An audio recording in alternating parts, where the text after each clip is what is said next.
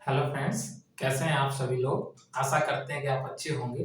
तो जैसा कि हम लोग सीडीपी की सीरीज को कंटिन्यू कर रहे थे और हमने मैथ की सीरीज को भी कंटिन्यू किया था, लेकिन जो लोग इंटरव्यू देने जा रहे हैं केंद्रीय विद्यालय का, उनसे केंद्रीय विद्यालय के बारे में भी बहुत सारे प्रश्न पूछे जाते हैं। तो उनका एक तो 30 नंबर का उनका डेमो टीचिंग है और 30 नंबर का केबीएस का इंटरव्यू है। तो इंटरव्यू सेक्शन में केबीएस से उठने वाले संस्थान के बारे में क्वेश्चन पूछे जा सकते हैं।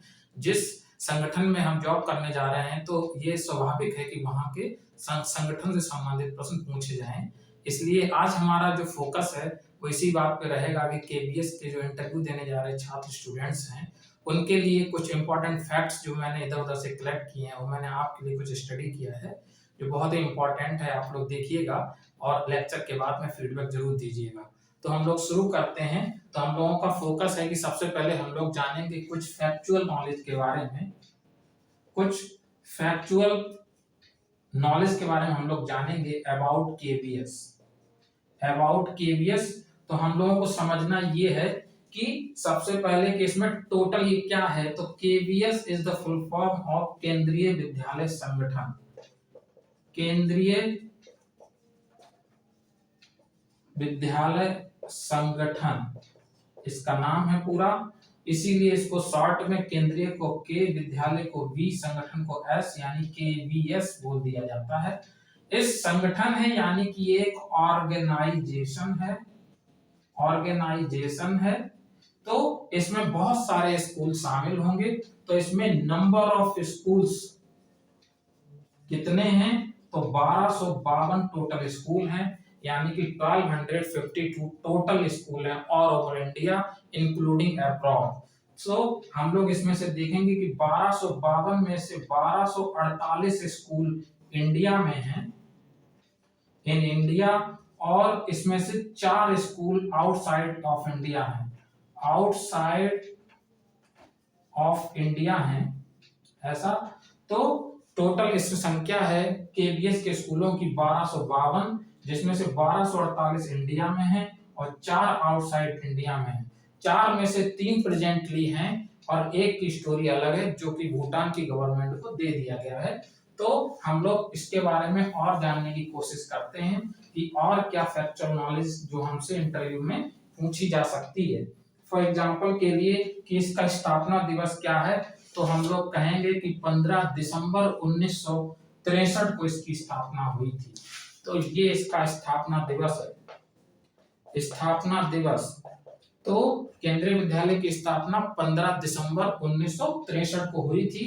तब शुरुआत में 20 स्कूल बनाए गए थे, 20 स्कूल थे। तब कितने थे?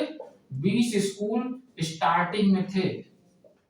स्टार्टिंग में थे और जो बाद में कितने हो गए? तो 1252 हो गए टोटल जाकर। तो अगर हम लोग देखें कि इसको खुले हुए कितना टाइम हो गया है, तो 60 वर्ष इसको हो चुके हैं। मतलब 60 साल पुरानी संस्था है, संगठन है ये। अगर हम वर्तमान एज को मिला दें, ईयर को मिला दें, तो 61 वर्ष हो जाते हैं। 61 वर्ष होने जा रहे हैं, होने जा रहे हैं।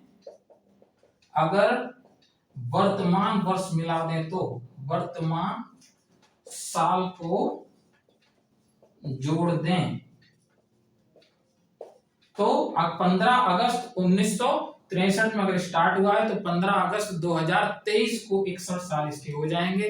60 साल पुरानी ये संस्था है, हमें इस चीज को समझना होगा। अगर इसमें पूछें कि टोटल लगभग कितने स्टूडेंट पढ़ते हैं, टोटल स्टूडेंट्स का जो नंबर है जो इसमें एडमिटेड है वो लगभग 14.5 मतलब 14.5 लाख स्टूडेंट्स अभी इसमें पढ़ रहे हैं। तो आप समझ सकते हैं इंडिया का कितना ज्यादा संख्या जो है स्टूडेंट्स का वो यहाँ पे पढ़ रहा है। ये हम लोगों को जानना है। और इसके बारे में एक और महत्वपूर्ण जानकारी हम लोग देंगे। अगर आप लोग स्क्रीनशॉट लेना चाहें तो ले सकते हैं इसका, अदरवाइज रिमूव कर रहे हैं। और हम लोग नेक्स्ट डिस्कस करने जा रहे हैं कि इसके बारे में संगठन केबीएस के बारे में थोड़ा और नॉलेज देखने की कोशिश करेंगे। तो जो केबीएस है वो रजिस्टर्ड है। रजिस्टर्ड की हिंदी होती है कि पंजीकरण किया गया है। रजिस्टर्ड है under the registration society act है, एक भारत सरकार का सोसाइटीज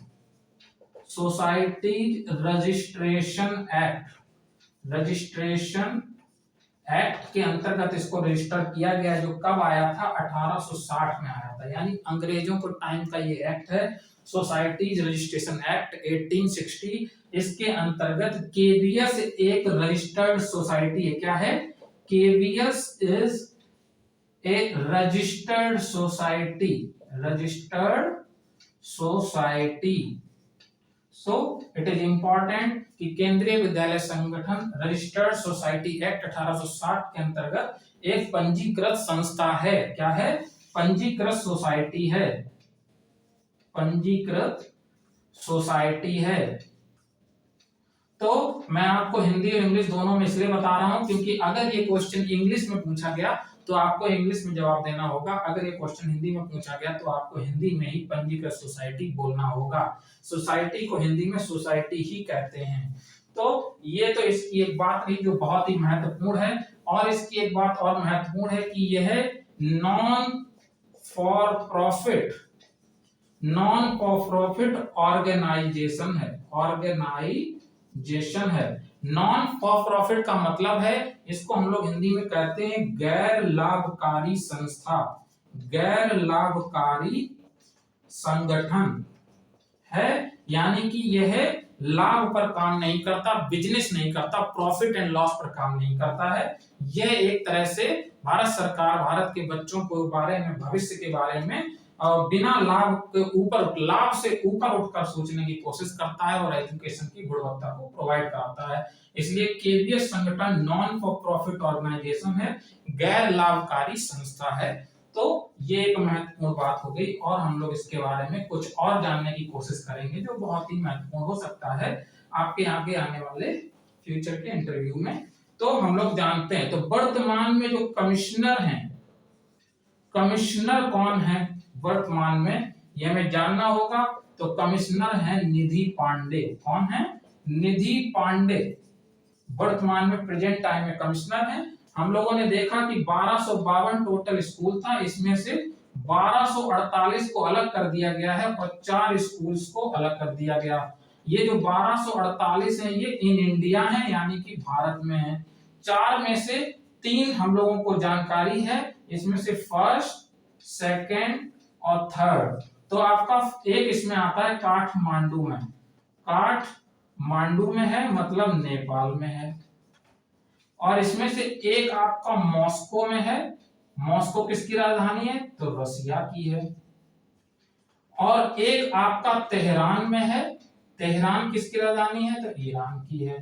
तो ये 3 तो प्रेजेंटली चल रहे हैं। काठमांडू नेपाल में है, एक रसिया मॉस्को में है और एक ईरान तेहरान में है। तो ये काठमांडू, मॉस्को, तेहरान के ये जो केंद्रीय विद्यालय हैं, ये इनकी एम्बेसी में स्थापित किए गए हैं। एम्बेसी बोले तो राजदूत जहां पे रहते हैं भारत के, वहां एक एम्बेसी बनाई जाती है। सारे कंट्री में हमारी एक एक एम्बेसी होगी। तो जो काठमांडू में एम्बेसी है वहां पे भी एक केंद्रीय विद्यालय है, ताकि वहां के राजदूत के बच्चे भी पढ़ सकें, वहां के कर्मचारी भी पढ़ सकें, उनको एक समान करिकुलम मिल सके। मॉस्को में भी है और तेहरान में भी है। इनके लिए कुछ प्रावधान अलग भी किए गए हैं, जिसके बारे में हम लोग बाद में करेंगे। इसका एक और इंस्टीट्यूट है जो पहले भूटान में हुआ करता था, और भूटान में तो था लेकिन ये भारत सरकार ने उन्हीं को दे दिया। भारत सरकार ने भूटान को दे दिया, मतलब वर्तमान में भारत सरकार इस वाले जो 4th वन है उस पर कंट्रोल नहीं करती है, उसकी फंडिंग, एस्टेब्लिशमेंट सारा काम भूटान सरकार ही करती है। बाकी ये तीनों की, फर्स्ट, सेकंड और थर्ड, इन तीनों की फंडिंग, ये इंपॉर्टेंट है जानना कि जो केंद्रीय विद्यालय फॉरेन में एस्टेब्लिश है, यानी एक नेपाल में, एक रसिया में और ईरान में, इनकी जो फंडिंग है वो एक्सटर्नल अफेयर करता है। कौन करता है? एक्सटर्नल अफेयर्स करता है। एक्सटर्नल अफेयर मिनिस्ट्री है भारत सरकार की, जिसको हम लोग कहते हैं बाह्य विदेश मामलों का मंत्रालय। तो विदेश मामलों का मंत्रालय वित्तीय सहायता देता है, वित्तीय सहायता देता है किनको? इन तीनों को, बाकी इनको नहीं। ओके, तो ये जानना बहुत ही महत्वपूर्ण है। चलते हैं हम लोग आगे। अगर आपको स्क्रीनशॉट लेना है तो आप इसका ले सकते हैं और कुछ और इंटरेस्टिंग फैक्ट्स केवीएस के बारे में जानने की कोशिश करते हैं जो आपके इंटरव्यू पॉइंट ऑफ व्यू से इंपॉर्टेंट है। हमें ये समझना है कि जो आपका एजुकेशन मिनिस्ट्री है, एजुकेशन मिनिस्ट्री जिसे हम लोग कह रहे हैं शिक्षा मंत्रालय, इसका पहले नाम आपका मानव संसाधन मंत्रालय था। मानव संसाधन एवं विकास मंत्रालय ये ओल्ड नेम है और ये करेंट नेम है। और हमें ये समझना है कि मानव संसाधन मंत्रालय में इंग्लिश में हम लोग कहते हैं human resource and development ministry. तो इसी की हिंदी शॉर्ट में होती है MHRD, ministry of human resource and development is the full short form. तो इसको अभी एजुकेशनल मिनिस्ट्री बोला जाता है और इससे पहले भी, इस MHRD से पहले भी कोई नाम रहा होगा, तब भी शिक्षा मंत्रालय हुआ करता था। यानी कि इससे भी ओल्डेस्ट नेम है। ओल्डेस्ट नेम क्या है? तो वो शिक्षा मंत्रालय ही था, शिक्षा मंत्रालय। तो अगेन इसको शिक्षा मंत्रालय कर दिया गया और जो केंद्रीय विद्यालय संगठन है वो शिक्षा मंत्रालय के अंतर्गत ही काम करता है। यानी कि केवीएस कहाँ आता है? तो केवीएस इसी के अंडर वर्क करता है, शिक्षा मंत्रालय के अंदर। यानी कि उनकी मॉनिटरिंग, एडमिनिस्ट्रेशन और फंडिंग का काम शिक्षा मंत्रालय से होता है। यानी कि 1248 स्कूल ऐसे हैं केंद्रीय विद्यालय के जिसका फंडिंग जो है वो शिक्षा मंत्रालय से होता है, वित्तीय सहायता शिक्षा मंत्रालय से दी जाती है। लेकिन उसके जो 3 फॉरेन में स्कूल्स हैं, जैसा कि हम लोगों ने देखा, एक तेहरान में है, मॉस्को में और काठमांडू में है, इन तीनों की फंडिंग ही विदेश मंत्रालय के द्वारा की जाती है, शिक्षा मंत्रालय उनकी फंडिंग नहीं करता। तो ये कुछ क्लियरिटी हम लोगों को इसके बारे में होनी चाहिए, जो कि आपके इंटरव्यू पॉइंट ऑफ व्यू से महत्वपूर्ण हो सकता है। तो एक और चीज हमें समझना है कि केंद्रीय विद्यालय के बारे में कि it is one of the world's largest chain of school. तो इसका मतलब है कि यह विश्व की सबसे बड़ी स्कूल की श्रृंखलाओं में से एक है। कौन? KVS. KVS is one of the world's largest, विश्व की सबसे बड़ी स्कूल की श्रृंखलाओं में से एक है। ये फैक्ट आपको जानना होगा। और दूसरा ये कि इंडिया की वन ऑफ द लार्जेस्ट है। इंडिया की one of the largest means largest chain of school in India. तो इंडिया की सबसे लार्जेस्ट चेन केंद्रीय विद्यालय काउंट करते हैं हम लोग। ये इसकी महत्वपूर्ण बात है। और एक और महत्वपूर्ण बात ये है कि इसके रीजनल ऑफिस कितने हैं? रीजनल ऑफिस को हम लोग कहते हैं क्षेत्रीय दफ्तर, क्षेत्रीय कार्यालय, ऐसा। तो ये कितने ही हम लोगों को जानना है। तो ये टोटल 25 हैं और 5 अलग हैं, मतलब टोटल 30 हैं। टोटल 30 हैं, जिसमें से 25 क्या हैं? 25 रीजनल ऑफिस हैं, 25 रीजनल ऑफिस हैं, 25। और 5 क्या है? 5 हैं JIETS हैं। तो JIETS क्या है? ये ट्रेनिंग इंस्टीट्यूट्स हैं। यानी कि इनमें जो टीचर्स हैं वो बच्चे हैं, टीचर्स अपार्टमेंट एडमिनिस्ट्रेशंस जो आते हैं उनकी ट्रेनिंग कराई जाती है, जो 5 इंस्टीट्यूट अलग से कराए गए हैं। और 25 जो है वो रीजनल ऑफिस हैं जिन पे एडमिनिस्ट्रेशन का वर्क होता है। तो JIETS का फुल फॉर्म क्या है वो हम लोग देख लेते हैं। तो zonal institute of education and training. तो ये इसकी हिंदी है। JIETS आपको पता होनी चाहिए क्योंकि ट्रेनिंग होगी। तो JIETS के बारे में आपको जानकारी होनी चाहिए। जोनल इंस्टीट्यूट मतलब क्षेत्रीय संस्थान ऑफ एजुकेशन, शिक्षा का और प्रशिक्षण का। तो शिक्षण और प्रशिक्षण का क्षेत्रीय संस्थान, ये इसकी हिंदी हो गई। तो ये कितने हैं भारत में? तो ये 5 हैं। तो हम लोग आगे चलते हैं और इसके बारे में और थोड़ी सी जानकारी गैदर करने की कोशिश करेंगे, जो डेफिनेटली हम लोगों के इंटरव्यू में हेल्पफुल होगी। फॉर एग्जांपल के लिए अगर केवीएस की बात करें तो इसका ओल्ड नेम क्या था, आपसे क्वेश्चन हो सकता है। तो ओल्ड नेम इसका था सेंट्रल स्कूल्स। सेंट्रल स्कूल्स इसका ओल्ड नेम था। फिर बाद में इसका नाम बदल दिया गया और इसका नाम अभी क्या कर दिया गया, केंद्रीय विद्यालय संगठन कर दिया गया है। केंद्रीय विद्यालय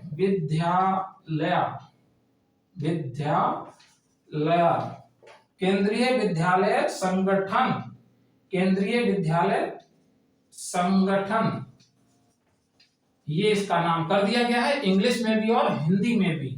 लेकिन अगर पुराना नाम देखें तो सेंट्रल स्कूल था, इंग्लिश में सेंट्रल स्कूल्स बोले जाते थे। जब ये 20 खोले गए थे, बाद में इसका नाम भी बदला गया और इनकी संख्या भी बढ़ाई गई।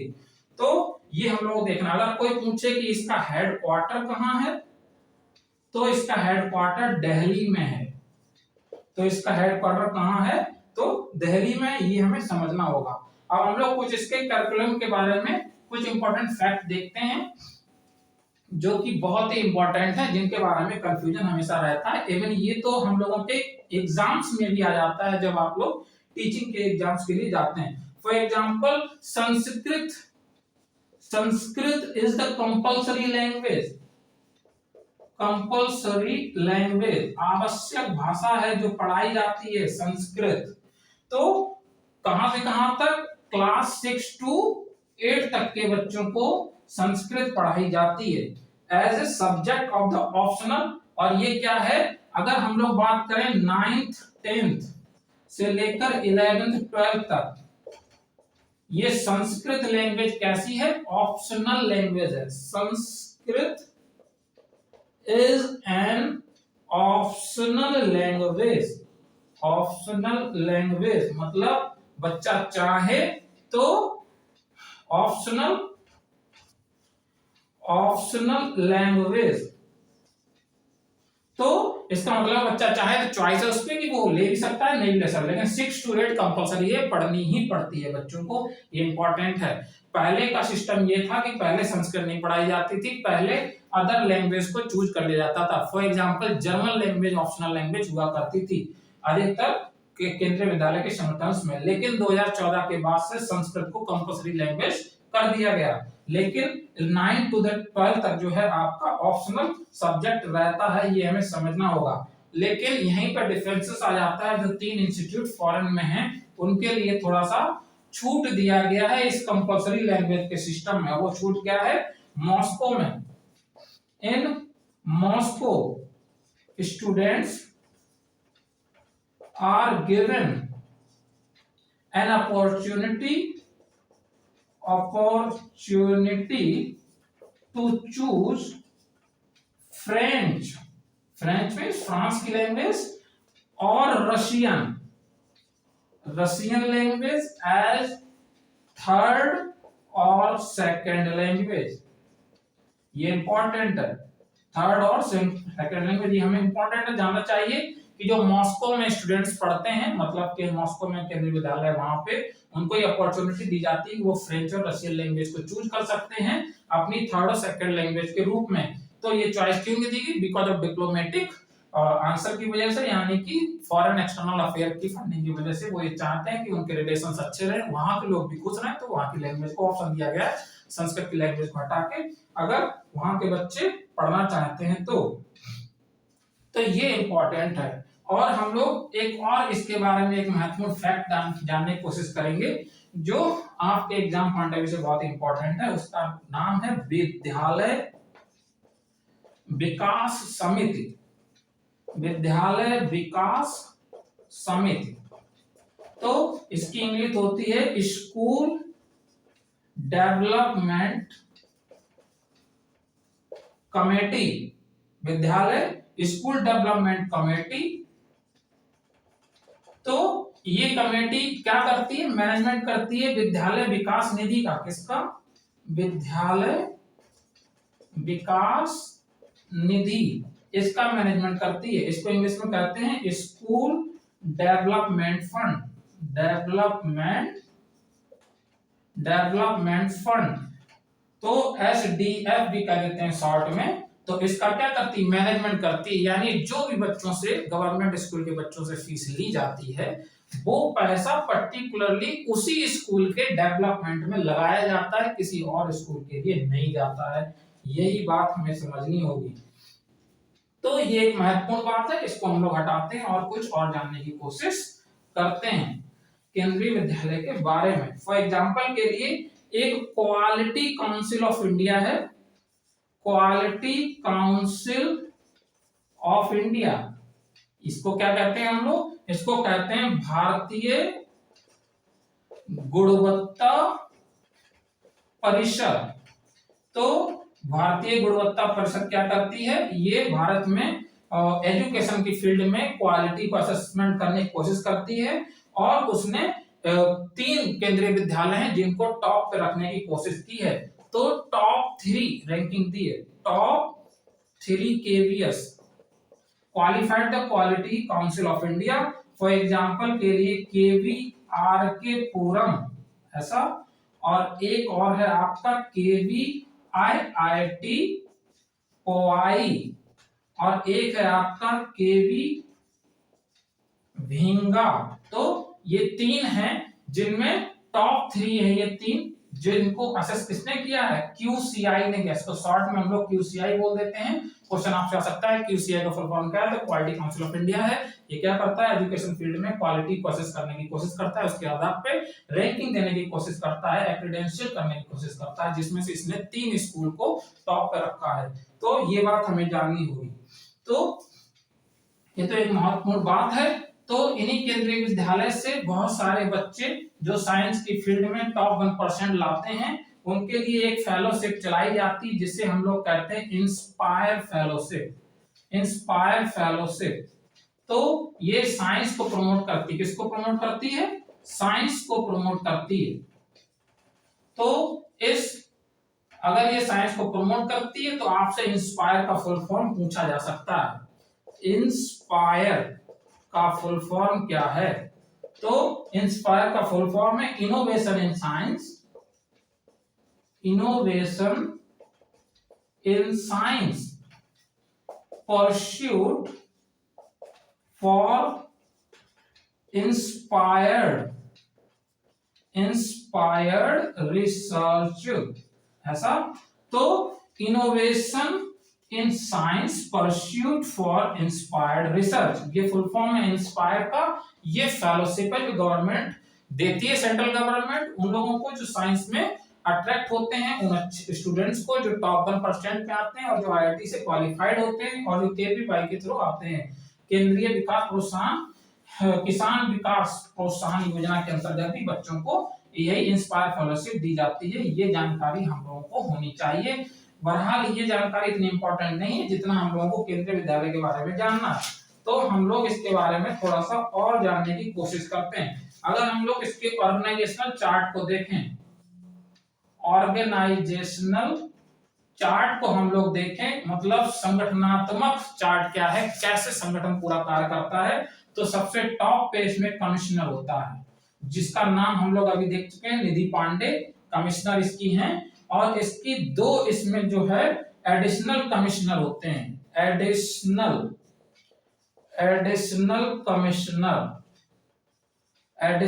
कमिश्नर को हम लोग कहते हैं अतिरिक्त कमिश्नर, हिंदी है कमिश्नर, ऐसा। और ये किसके लिए है, तो एकेडमिक्स के लिए है, फॉर एकेडमिक्स मतलब स्टडी से रिलेटेड कमिश्नर भी नियुक्त होता है, इसको एडिशनल कमिश्नर फॉर एकेडमिक्स कहते हैं। ये पोस्ट वर्तमान में वैकेंट है, गवर्नमेंट के ऑनलाइन साइट के अनुसार ये क्या है, ये अभी वैकेंट है, भरी नहीं गई है, लेकिन ये अभी फुल्ड है। निधि पांडे इसकी कमिश्नर हैं। और इधर बात करें तो इधर आपका additional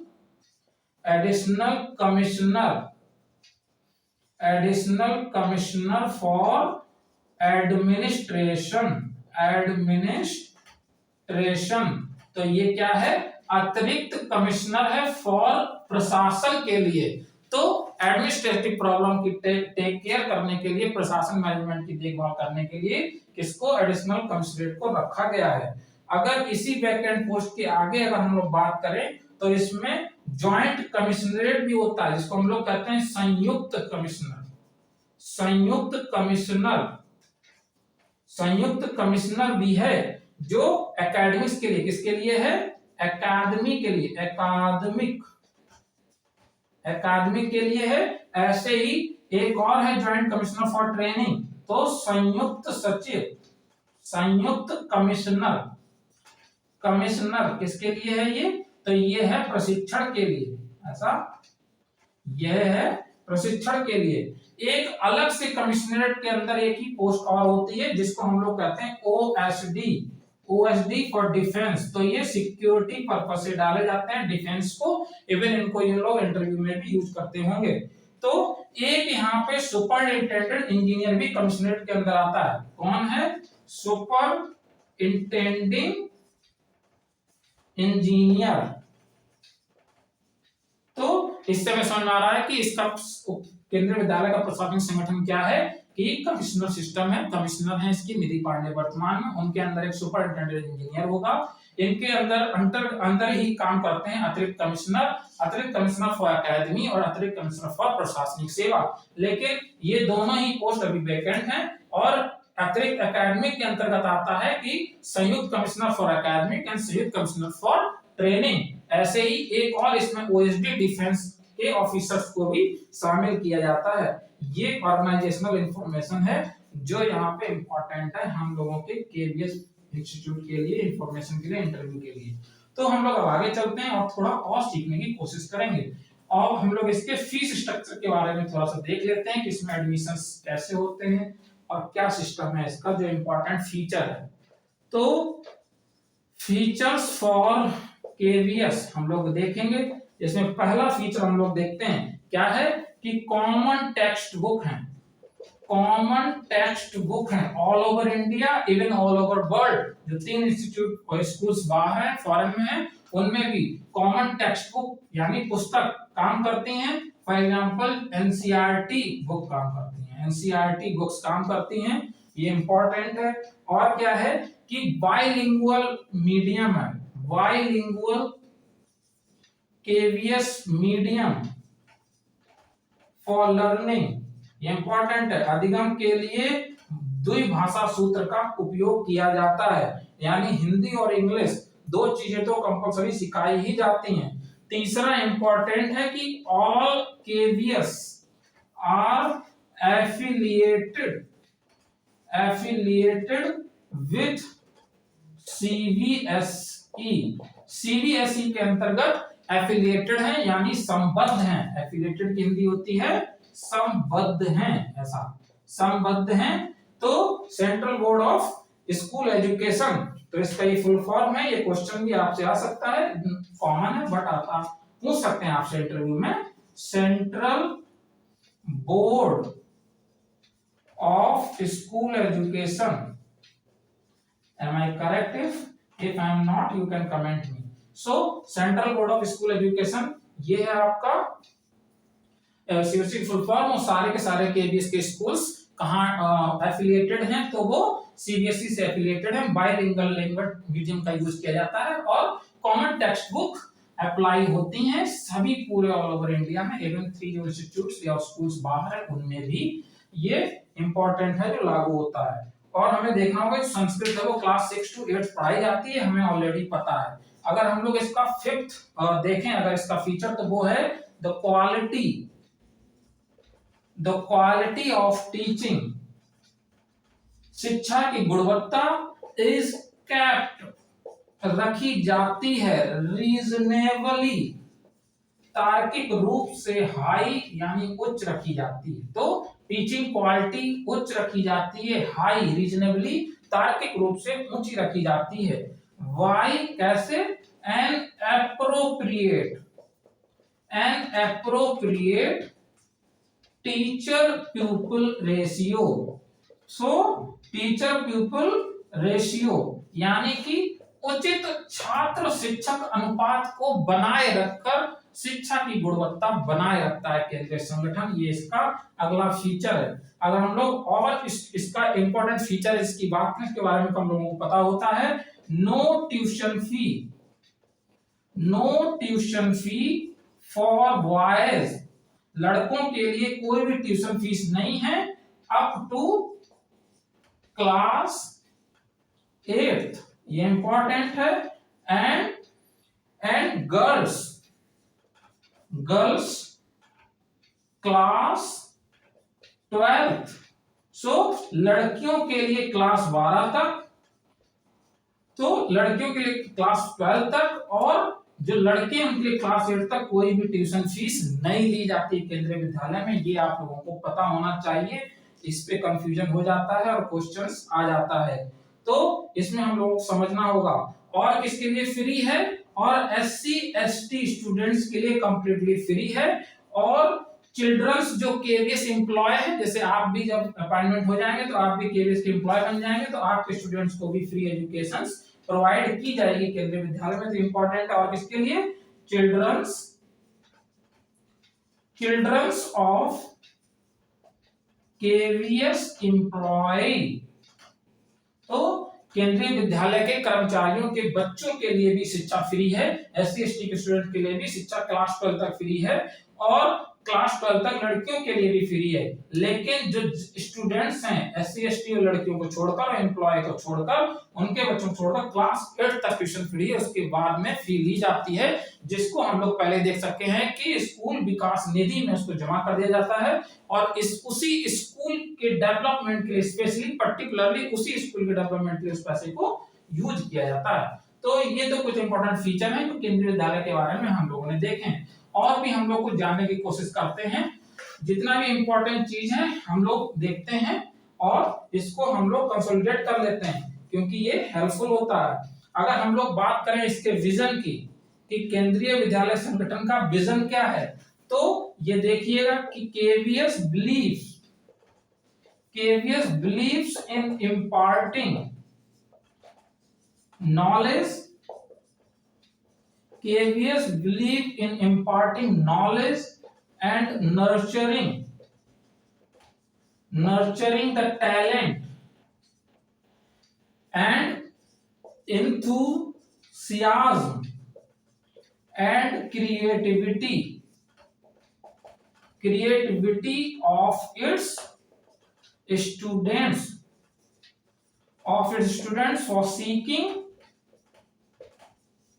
excellence through high quality educational endeavors। तो ये हमें समझना होगा, मतलब आपको ये पूरा रटना नहीं है। विजन कोई पूछे या फिर इंटरव्यू में पूछे कि विजन क्या है, तो आपको ये पूरा रट के नहीं जाना है। आपको क्या बोलना है कि सर केवीएस बिलीव करता है ऐसी नॉलेज को और ऐसे नर्चर करने को, ऐसे टैलेंट्स को नर्चर करने में बिलीव करता है जो एंथुसियाज्म हो और क्रिएटिव हो। यानी कि विजन में क्या है कि वो प्रमोट करता है क्रिएटिविटी को, एंथुसियाज्म को, और इसको प्रमोट करता है एक्सीलेंस को। जो भी लर्निंग हो रही है उसमें मैक्सिमम से मैक्सिमम स्टूडेंट लर्निंग कर सके, और हाई क्वालिटी एजुकेशनल इंडिविजुअल, तो अच्छी गुणवत्ता की शिक्षा को प्राप्त कर सके, ऐसा केंद्रीय विद्यालय का विजन है। तो ये कुछ वर्ड्स हैं जो आप इंग्लिश में अपनी नॉर्मली हिंदी या फिर इंग्लिश स्पीकिंग में आप लोग यूज कर सकते हैं, बोल सकते हैं। You should not speak exactly what is written, तो जैसा लिखा है बिल्कुल वैसा ही नहीं बोलना है, अदरवाइज वो समझ जाएंगे कि आप रट कर आए हैं और आपने चीजों को समझा नहीं है। तो इसलिए मैं मना कर रहा हूं, आपको सिर्फ कीवर्ड पकड़ने हैं, जैसे एंथुसियाज्म, जैसे क्रिएटिविटी, जैसे आपका एक्सीलेंस, जैसे आपका high quality educational career individual, ये सब चीजें हमें पता होनी चाहिए। तो हम लोग आगे चलते हैं और कुछ और जानने की कोशिश करते हैं इसके बारे में, जो आपके एग्जाम के लिए महत्वपूर्ण हो सकता है। फॉर एग्जाम्पल के लिए, तो इसका मिशन क्या है? मिशन का मतलब होता है कि लक्ष्य क्या है। वो तो आपका विजन था, विजन आप ऑब्जेक्टिव्स होता है, दूर का विजन दूर का होता है, लेकिन उसको टैकल करने के लिए कुछ स्टेप्स की होंगी। तो to tackle the educational need of the transfer, तो इसका लक्ष्य क्या है? जो केंद्रीय विद्यालय के शिक्षक हैं जो केंद्रीय विद्यालय के शिक्षक हैं और केंद्रीय विद्यालय के कुछ कर्मचारी हैं या फिर जो पैरामिलिट्री फोर्सेस है, आर्मी की फोर्सेस हैं और जो सेंट्रल गवर्नमेंट में और भी कर्मचारी हैं जिनके ट्रांसफर ऑल ओवर इंडिया होते रहते हैं, उनके स्टूडेंट्स को एजुकेशन देने के लिए ही ये पहला पर्पस था जो खोला गया था। यानी कि इसका मतलब ये केंद्रीय विद्यालय में केंद्र सरकार के विभागों के कर्मचारियों के बच्चे पढ़ते हैं, लेकिन इसका ये मतलब नहीं कि आर्मी के नहीं आ सकते, आर्मी और पैरामिलिट्री फोर्स के भी बच्चे इसमें एडमिशन लेते हैं। हालांकि उनके लिए पर्टिकुलरली स्पेशली अलग से भी खोले गए हैं, लेकिन वो कंप्लीटली अलाउ नहीं करते, यानी कि बाहर के जनरल बच्चे नहीं आ सकते, लेकिन केंद्रीय विद्यालय में और भी गवर्नमेंट के विभाग के बच्चे आ सकते हैं along with paramilitary force and army persons, उनके भी बच्चे आ सकते हैं। तो ये क्या करता है कि एक्सीलेंस के लिए है और स्कूल एजुकेशन को प्रमोट करने की कोशिश करता है। इसका एक लक्ष्य है कि एक्सपेरिमेंटेशन को बढ़ावा देता है, एक्सपेरिमेंटेशन को बढ़ावा देता है और ये क्रिएटिविटी को बढ़ावा देता है और ये क्या करता है, इनोवेशन को बढ़ावा देता है। तो इनोवेशन को हिंदी में हम लोग कह देते हैं नवाचार और क्रिएटिविटी को हम लोग कह देते हैं सृजनशीलता। ऐसा एक्सपेरिमेंटेशन को हम लोग कह देते हैं प्रायोगिकता, ऐसा इन चीजों को बढ़ावा देना है, यानी कि रेशनल बच्चा सोच पाए, तार्किक रूप से सोच पाए, ये इनका फोकस रहता है। और इनका दूसरा लक्ष्य है कि ये कोलैबोरेशन करते हैं, कोलैबोरेशन विद सीबीएसई, इन्होंने किया हुआ है सीबीएसई बोर्ड के साथ अटैच करके, एफिलिएटेड करके, और एनसीईआरटी की बुक्स को ये पढ़ा रहे हैं, यानी कि कोलैबोरेशन और किससे, सीबीएसई से और एनसीईआरटी से है। ऐसा ये भी किसका मिशन है इनका, केवीएस केंद्रीय विद्यालय के लोगों का। और एक इंपॉर्टेंट मिशन है जो इनका, जिसको आपको इंटरव्यू में बोलना ही है, वो है कि भारतीयता की भावना को बढ़ाने के लिए, भारतीयता की भावना को बढ़ाने के लिए, बढ़ाना भी एक उद्देश्य है, बढ़ाना भी एक उद्देश्य है। तो ये भारतीयता को हम लोग इंग्लिश में कहते हैं इंडियननेस, इंडियननेस, ऐसा। तो यहाँ पे डबल एन आएगा, ये इंडियननेस, तो ये क्या है, भारतीयता हिंदी में कहते हैं। इसको बढ़ाने के बाद मतलब फीलिंग आनी चाहिए ऑल ओवर की we are Indians like this. तो ऐसा नहीं कि हिंदू है कि मुस्लिम है कि कास्ट कैसा है, ये सब नहीं। इन सबको डाइवर्सिटी को एक्सेप्ट करते हुए, इंडियन डाइवर्सिटी को एक्सेप्ट करते हुए और इंडियन के रिसोर्सेज को और इंडियन गवर्नमेंट को, इंडियन कॉन्स्टिट्यूशन को बढ़ावा देना, प्रमोट करना, उसके बारे में पॉजिटिव सोच रखना, ये क्या होता है, भारतीयता की भावना होती है, ये इंपॉर्टेंट है। तो ये कुछ फीचर हम लोगों ने इसके बारे में, केंद्रीय विद्यालय के बारे में ऑल ओवर देख लिए हैं। तो आशा करते हैं कि आपको ये कंटेंट पसंद आया होगा। तो अगर आपको ये पसंद आया हो तो आप लाइक शेयर कमेंट जरूर कीजिएगा, सब्सक्राइब जरूर कीजिएगा, और जो भी अपने फ्रेंड्स हैं हम लोगों के, जो भी इंटरव्यू की तैयारी कर रहे हैं और जो इधर उधर से कंटेंट को नहीं पढ़ सकते, तो उनसे आप कहिएगा कि आप इजीली यहाँ से पढ़ सकते हैं। तो thank you so much friends, मिलते हैं नेक्स्ट वीडियो में सीडीपी की सीरीज को लेकर।